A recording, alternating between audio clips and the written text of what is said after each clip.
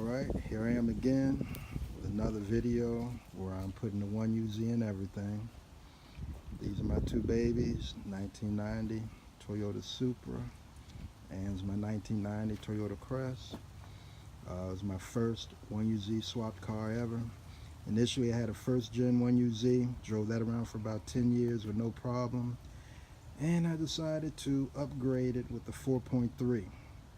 I kind of stepped over the Supra and I stepped over the Cressida and got the Supra done first, because the Crest was running. The Supra was in need of a new motor.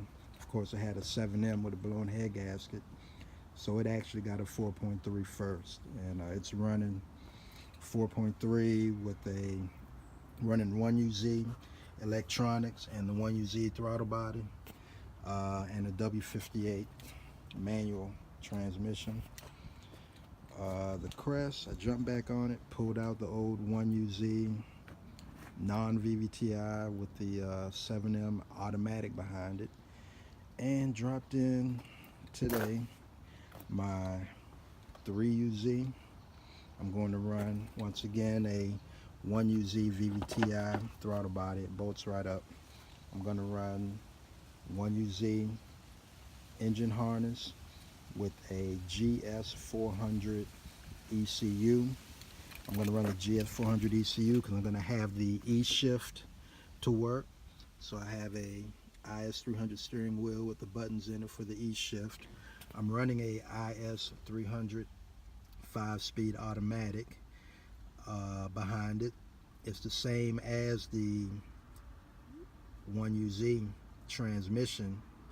It's just you have to swap out the input shaft and the bell housing, so you could run it on the 1UZ, and also you should change out the input shaft so you could run the 1UZ torque converter.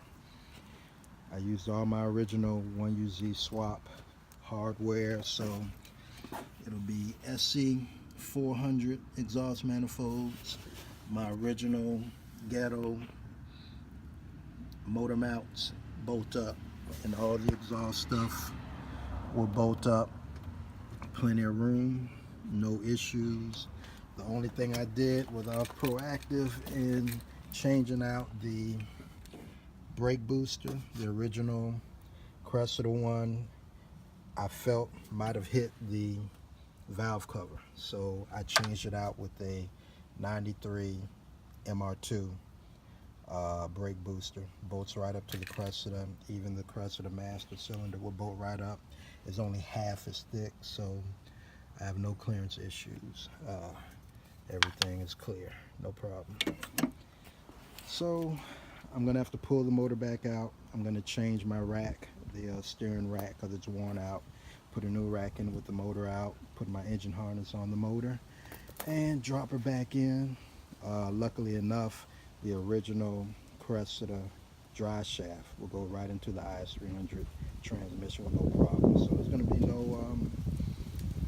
no modifications here, just wiring, and she should be on the road in about 2 months doing burnout videos, and I'll have 2 3UZ swapped classic Toyotas, my babies.